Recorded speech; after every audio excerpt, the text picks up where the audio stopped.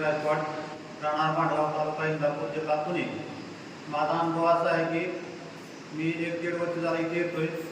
माझा अनुभव असा आहे की मी भरपूर दारू पितो रात्रंदिवस, पण इथं आल्यानंतर पूर्ण बंद झालेली दारू आहे.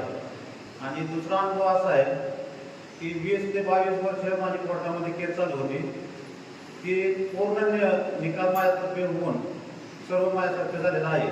असा माझा दुसरा अनुभव आहे. टाळ्याच्या गजरामध्ये इंदापूर जिल्हा पुणे येथून आलेले आहे. त्यानंतर मी दारू पित होतो. इलाची किती माईकवर बोला. इलाची किती पित होते?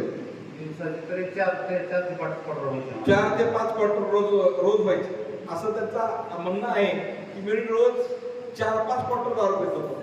आणि इतकी दारू पित होतो, प्रचंड दारू पित होतो, परंतु माझी दारू काय प्यायची बंद झाली नाही. त्याच्यासाठी तुम्हाला आपण नंतर दारू प्यायची बंद करायला नाही. फक्त मी दोन वाऱ्या केलं की माझी दारू पूर्ण बंद झाली.